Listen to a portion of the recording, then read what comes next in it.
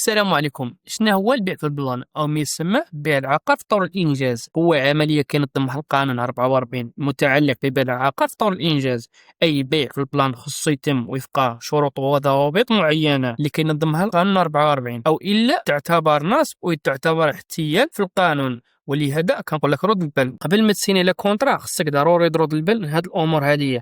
هادو اهم الوثائق خصك تاخذ منهم نسخه نتايا: رخصه البناء، الملكيه ودفتر التحملات، التصميم المعماري غير قابل للتغيير، تصميم خرسانة مسلحة، ونأكد لك على دفتر التحملات.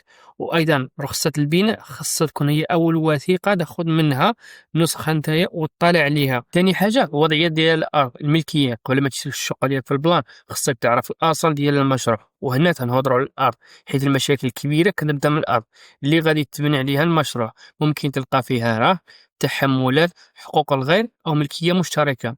باش تعرف هذا الشيء من حقك تطلب رسوم العقد ديال الارض، يعني التيتر يكون جديد وبالتاريخ. تاكد من نفسك من موقع المحافظه العقاريه. ثاني حاجه دفتر التحملات، هي واحد الوثيقه كتشمل الخدمات، نوع المشروع، الجوده ديال المواد، والنوع التجهيزات، وايضا الانجاز والتسليم، فوقاش غيتبنى وفوقاش غيتسلم لك. التصميم الغير قابل للتغيير، خصك تعرف ان اي منعش عقاري ملي كيدير البلان راه ما يمكنش يغير فيه، لان هذا البلان هذا هو اللي معتمد، واذا جبرتي فيه شي تغيير يمكن يلجا للقضاء. وخصك تديه الوثيقه، علاش؟ لان باش تجبر فيها المساحه والعدد ديال الغرف والواجهه والممرات ديال الشقه الخاصه بك، وهذا الشيء باش يكون عندك الحجه والدليل اذا جبرتي شي تغيير. نهضروا على التصميم الاسمنت المسلح، واحد الوثيقه كتهم المصلحه والسلامه ديال الدار، كتعرف العدد الأعمدة والإسمنت وأيضا السقف الدار شحال فيها.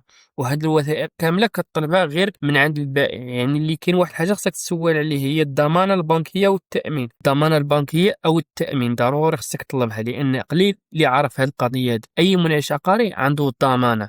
علاش هاد الضمانة هادي؟ إذا مشى مثلا مكمشتي في البني ولا وقع التريب ولا شي حاجة كيكون عندك الضمان على فلوسك. فلوس ما كتجيش وتخلصها ليه، كتخلصها خصك عندك واحد التأمين. مولا المنعش عقاري خصو يكون عنده واحد التأمين، باش لا قدر الله وقعت شي حاجة انت فلوسك ما تضيعش فيه.